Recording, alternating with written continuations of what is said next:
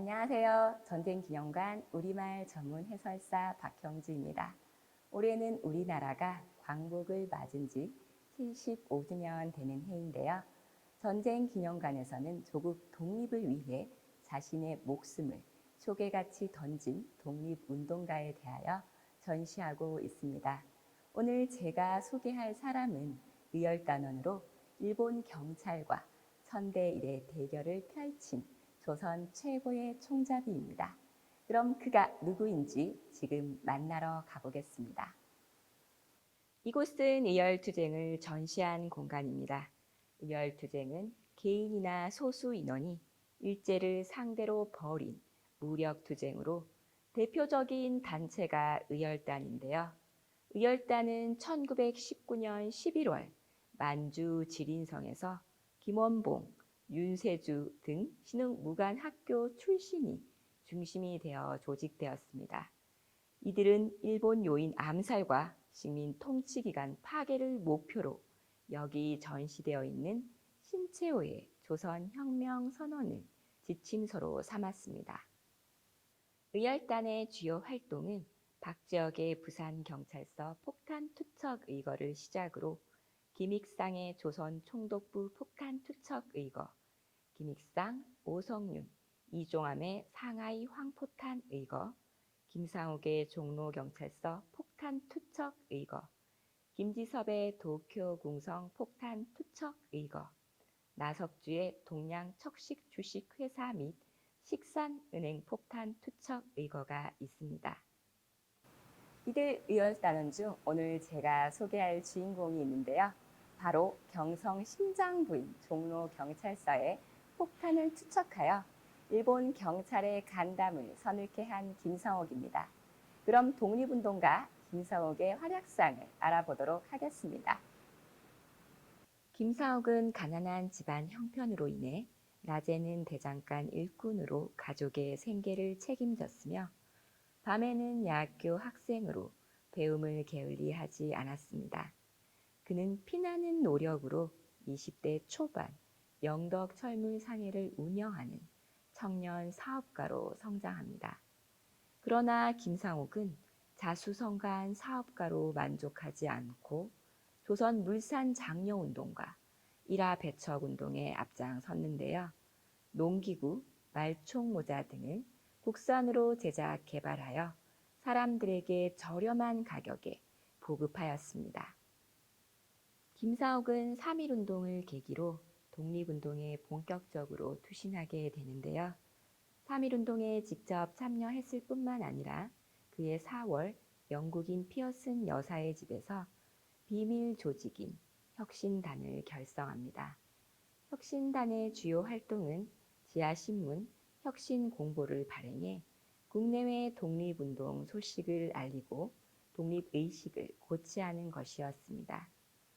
하지만 일제의 인쇄시설 압수와 재정적인 어려움으로 신문 발행은 중지되었습니다. 김상옥은 이 사건으로 종로경찰서에 연행되어 모진 고문을 받았으나 증거 불충분으로 40여일 만에 풀려났습니다. 이후 김상옥은 평화적인 독립운동의 한계를 절감하고 1920년 1월 무력투쟁 단체인 암살단을 조직합니다. 그는 그해 8월 미 의원단의 내한을 계기로 사이토 총독을 암살할 계획을 세웠으나 거사 하루 전 일본 경찰의 예비 단속에 암살단의 정체가 발각되면서 10월 상하이로 망명하였습니다. 상하이에서 김상옥은 임시정부를 지원하며 의열단에 가입하는데요.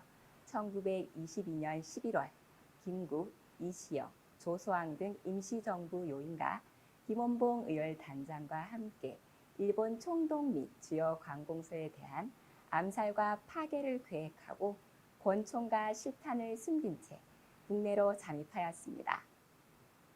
1923년 1월 12일 밤 8시경 김상옥은 독립운동 탄압의 상징인 종로경찰서 서쪽 창문에 폭탄을 투척하였습니다.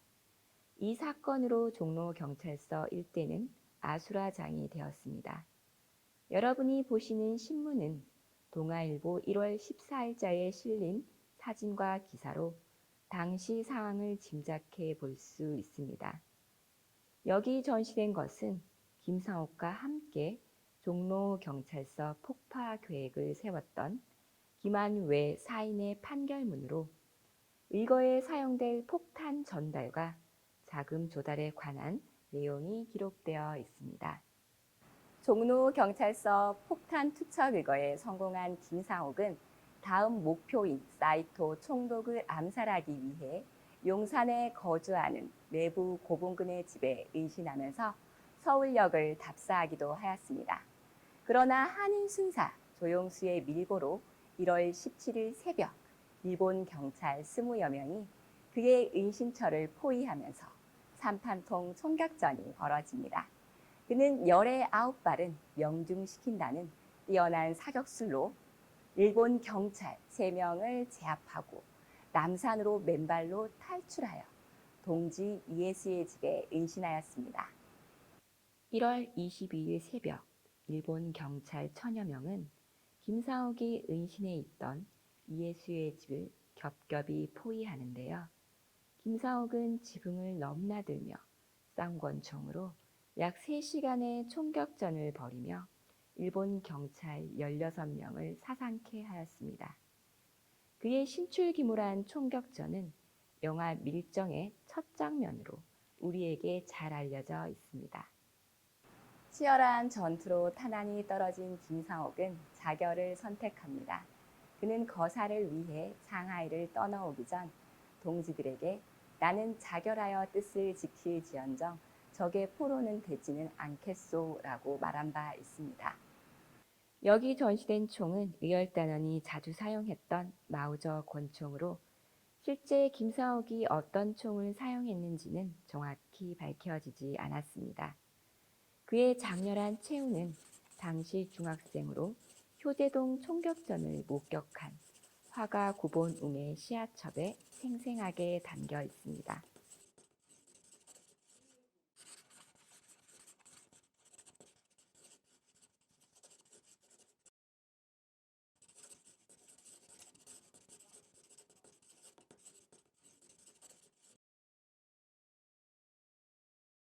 광복 이후 대한민국 정부는 그의 고문을 기리어 1962년 건국 훈장 대통령장을 추서하였습니다. 김상옥은 미래가 보장된 삶을 살 수 있었음에도 불구하고 독립운동에 헌신하여 34살의 짧은 생을 마감하였습니다. 그는 서울 한복판인 종로경찰서에 폭탄을 투척하여 일본 경찰에게 큰 충격을 안겨주었습니다. 또한 경성 천지를 뒤흔든 10일간의 총격전을 벌여 일제에 항거하는 우리 민족의 독립 의지를 보여주었습니다. 현재 서울시에는 김상옥의 흔적이 곳곳에 남아있는데요. 지하철 1호선 종강역 8번 출구에는 김상옥 의거터가 있고 대학로 마로니에 공원에는 김상옥 동상이 있습니다. 그의 동상에는 이런 글귀가 새겨져 있습니다.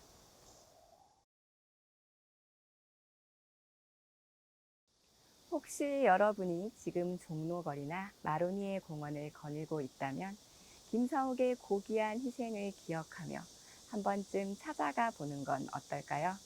이상으로 온라인 전시 해설을 마치겠습니다. 지금까지 우리말 전문 해설사 박형주였습니다. 감사합니다.